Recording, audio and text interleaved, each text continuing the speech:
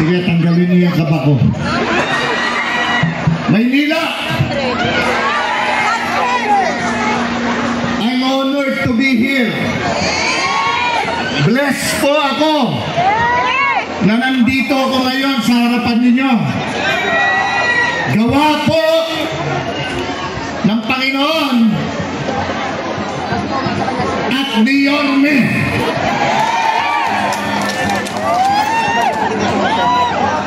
Manila! God!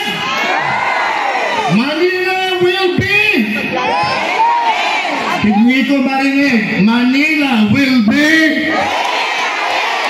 Totoo po yan. Totoo po yan. Kaya nga po, ganito kayong karami ngayon.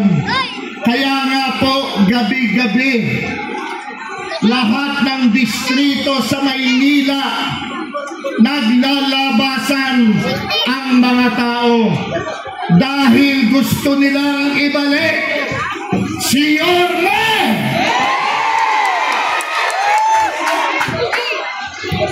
Gusto niyo siyang ibalik, di ba? Gusto niyo, di ba? Gusto niyo, di ba? Gusto niyo rin ipanalo si Chip, di ba? Gusto niyo rin ipanalo mga konsehalis natin, di ba? Gusto niyo rin ipanalo si Congressman Abado, Bagatsin, di ba? Ano pa ang hanapin natin? Completos Recados, Yorme's choice. Go straight! Ako po si Philip Salvador.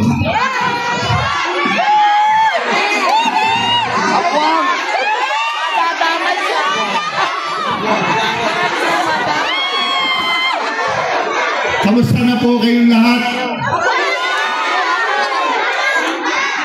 Alam ko po, masaya tayong lahat. Dahil alam natin na talagang babalik na siya. Dahil hindi kayo papayag na hindi siya bumalik. Hindi po ba? Tama po ba ako? Sino yung babalik? Sino? Sino yung vice mayor niya? Kayo yung mga konsyal niya? They are Yormes! Yormes! Yormes! Oh, napagod na kayo. Ako po ikaharap nyo ngayon, hindi po si Philip Salvador na artista. Pero teka muna, meron din mo ba tumangkilig sa inyo sa aking mga obrang pelikula noon? Totoo po ba yan? Ako, alam niyo po bang hindi na kayo mabubura sa aklat ng buhay ko bilang artista? Totoo po yan. Kayo po ang gumawa sa aking superstar. Kayo po ang gumawa sa aking box office king. At dahil naging inspirasyon ko kayo, pinagbutihan ko po 27 beses ako nanalong best actor. Dahil po sa inyo yan. Dahil sa tiwalang ibinigay niyo sa akin. Isinara ko po ngayon ang aklat ng aking buhay bilang artista. At muli po akong nagbukas ng panibagong aklat. Pero hindi po bilang artista, kung hindi bilang public servant. Kung ako po'y sinuportahan ninyo noon, maaari po ba akong umabot muli sa Maynila ng inyong suporta para sa aking kandidatura bilang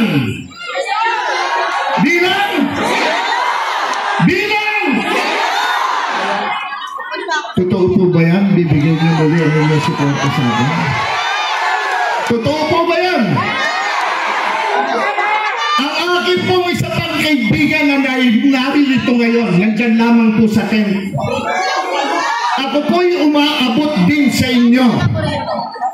Pinakamagaling na mambabatas na nakilala ko. Pinakamagaling na mambabatas ng Pilipinas. Congressman Congressman, soon to be Senator Rodante Marcoleta. Hindi ko marinig ang hiyaw nyo, Rodante Marcoleta. Alam ko, naririnig mo ako dyan sa likuran. Sana naririnig mo rin ang pagtanggap ng tao sa'yo. Bossing, mahal ka ng Maynila. Tutulungan niyo rin ba ang kaibigan ko? Totoo po ba yan? Marapatin niyo po ang aking advokasya. Nais ko pong ipagpatuloy ang naiwanang laban ng dating Pangulong Rodrigo Roa Duterte. Labanan ng korupsyon, kriminalidad at ang salot ng droga. Nais ko pong manumbalik ang tiwala ng mga Pilipino, ng mga magulang na makakauwi po sa kanilang bahay ang kanilang mga anak na ligtas, hindi makikidnap, hindi magagahasa, hindi mapapatay. Pangalawa po, trabaho para sa mga Pilipino. Naku po, huwag niyo po akong bigyan yan. Boss, alam ko na po yan. Huwag mo na lang pakita. Wala, tingnan mo, nawala ako. Pangalawa po, trabaho para sa mga Pilipino. Kailangan po talaga magkaroon ng matibay na batas. Na matibay talaga para magkaroon ng trabaho mga Pilipino dahil hirap na hirap po tayo ngayon. Kung meron kayong 3 anak, mag-asawa kayo, wala kayong parehong trabaho. Paano nyo itataguyod ang mga bata? Sa gabi, tulog ang mga anak nyo, nag-uusap kayo. Paano na gagawin natin? Wala tayo parehong trabaho. Pero kung may trabaho po ang mga Pilipino, hindi ho maghihigaws ng ganito. Kailangan po talaga pagtibayin natin ang agrikultura, teknolohiya at ang infrastruktura para mas tumibay po at gumaan po para po sa mga manggagawang Pilipino. Yan po ang kailangan natin. Pangatlo po, edukasyon. Palagi po natin sinasabi na ang kabataan ang ating pag-asa. Totoo naman po yun. Pero paano natin napapabayaan naman po ang kanilang pag-iiskwela? Kung napapabayaan natin ito, nagtataasan, presyo ng mga libro nila, notebooks, mga kagamitan na kailangan nila sa kanilang pag-iskwela. Lalo na po ang pampublikong eskwelahan, public schools.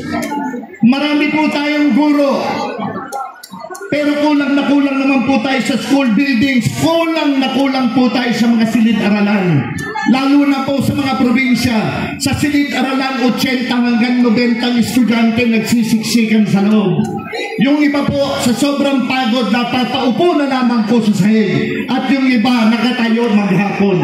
Mula alas 6 ng umaga hanggang alas 12 ng tanghali ang klase ng pang-umaga, panghapon alauna hanggang alas 6 ng gabi. Karamihan po sa probinsya naglalakad pa. Paano? Anong matututunan nila? Dapat po lagyan ng magandang pondo ang para sa edukasyon ng mga kabataan.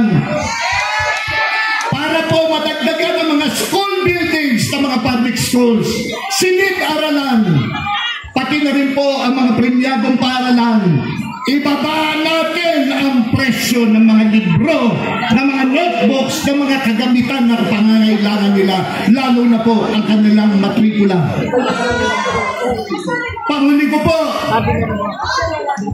ang unang-una pong grupo sa buong Pilipinas na nagpatakbo sa akin bilang senador, ang mga senior citizens. Ito po, may batas na. Dapat dumating ka ng 80, 90, 100, meron na kayong matatanggap. Totoo po, tinaas na ng konti ang pensyon ng mga senior citizens. Pero dapat po, mas itaas pa ang pensyon nyo. At dapat po, imbis na discounted lang kayo sa inyong mga gamot, dapat po, libre.